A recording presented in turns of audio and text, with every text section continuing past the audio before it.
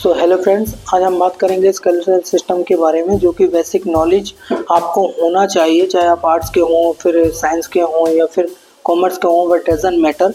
But आज मैं इतना इजी वे में आपको मैं स्केलेटल सिस्टम समझाऊंगा और कुछ ज़रूरी बातें ही आपको बताऊंगा जो आपको पता होनी चाहिए। तो आज इसी टॉपिक को बहुत ही इजी वे में जानेंगे, तो प्लीज़ मेरी वीडियो में आप लास्ट तक बने रहिएगा। तो myself Saurabh Saxena as a general physician. अगर आप मेरे यूट्यूब चैनल पर नए हैं तो प्लीज़ सब्सक्राइब मेरे channel Mahalakshmi primary health care. तो बात करते हैं हम स्केलेटल सिस्टम। स्केलेटल सिस्टम क्या होता है? ये एक हमारा फ्रेमवर्क होता है जो कि हमारी बॉडी को एक शेप में देता है। अब बोन्स क्या होता है कि एक हार्डेड टिश्यू होता है।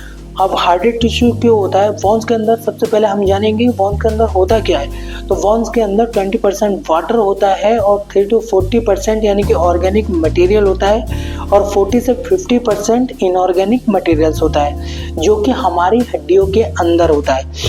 यहाँ तक आपका क्लियर हो गया होगा। अब बात करेंगे हम इसकी लॉन्गेस्ट बोन, स्मॉलेस्ट बोन और स्ट्रॉन्गेस्ट बोन की।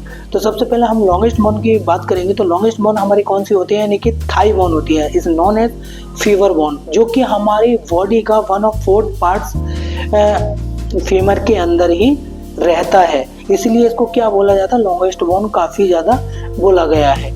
अब बात करेंगे स्मॉलेस्ट बोन कौन सी होती है। तो स्मॉलेस्ट बोन से पहले मैं आपको बता दूं, हमें कान की हड्डी के बारे में जानना होगा। कान के अंदर 3 हड्डी होते हैं जिसको हम बोलते हैं मेलस, इनकस और स्टेप्स।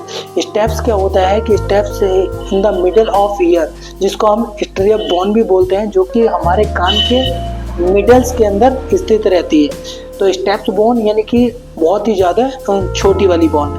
अब बात करेंगे हम स्ट्रॉन्गेस्ट बोन की। स्ट्रॉन्गेस्ट बोन कौन सी होती है? यानी कि लेग बोन। लेग बोन यानी कि फीमर, टिबिया और फिबुला।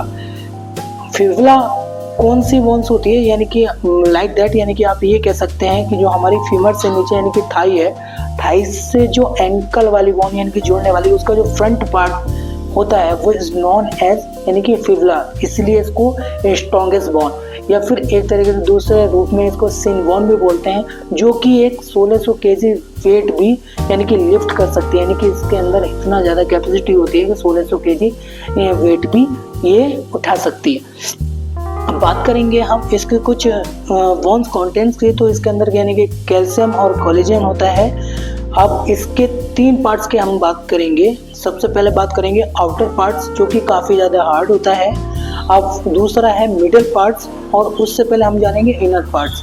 इनर पार्ट्स के अंदर क्या होता है? यानी कि वो एक स्पंजी होता है। अब स्पंजी लाइक दैट, यानी कि ताकि ब्रेक ना हो। आपने देखा होगा बच्चे की हड्डी मुड़ जाती है, क्यों? क्योंकि इज द सेम केसेस, अगर हमारी तुम्हारी हड्डी टूट जाती है तो वो मुड़ती नहीं, वो अकड़ जाती है। Is like that A spongy. अब बात करेंगे हम इसका मिडिल पार्ट्स की। तो मिडिल पार्ट्स का इज वेरी इंपॉर्टेंट पार्ट्स, जिसके अंदर बोन मैरो स्थित रहता है। बोन मैरो के अंदर यानी कि 2 पार्ट्स अवेलेबल होते हैं, यानी कि येलो पार्ट्स जिसके अंदर यानी कि फैट को एब्जॉर्ब करती है, और जो रेड पार्ट्स होता है वो बहुत ही ज़्यादा इम्पोर्टेंट होता है। अपने सेल्स को पढ़ा होगा या फिर जानते भी होंगे, 3 सेल्स, WBC, RBC और प्लेटलेट्स। तो बोन मैरो के अंदर यानी कि यही एक ब्लड से रिलेटेड होता है, जो कि बोन मैरो से क्या बनती है? RBC बनती है, RBC से ब्लड्स बनता है।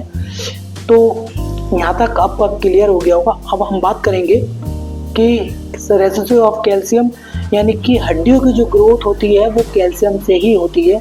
जब भी आपके कोई फ्रैक्चर वगैरह हो जाता है तो आपको डॉक्टर कैल्शियम ही एडवाइस करते हैं, इसलिए आपको विटामिन डी टाइम पे लेते रहना चाहिए। यानी कि यदि आपके कोई भी पेन अगर होता है तो वो हड्डियों से ही होता है। तो जैसे पेन किलर्स की आप कोई भी टैबलेट खाते हैं, आइब्रोफेन, कोमिफ्राम या फिर पैरासीटामोल, तो सब कुछ डिपेंड्स किसके ऊपर करता है? उसी के ऊपर। यहाँ तक कि आपका मूवमेंट्स यानी कि हम चल फिर पाते हैं वो भी किसकी वजह से? यानी कि हड्डियों की वजह से, यानी कि बोन्स की वजह से। यहाँ तक कि कैविटीज़ की अगर मैं बात करूँ, जैसे कि थोरेसिक कैविटी, पेल्विक कैपेसिटी, ये सब कुछ हमारा एक पूरा फ्रेमवर्क होता है हमारी पूरी बॉडी का।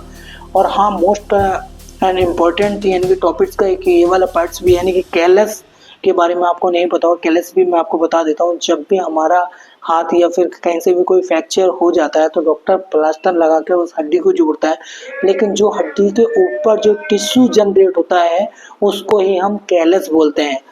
तो फ्रेंड्स, ये कुछ नॉलेज वाली बात थी जो अभी आपको मैंने बताई स्केलेटल सिस्टम के बारे में।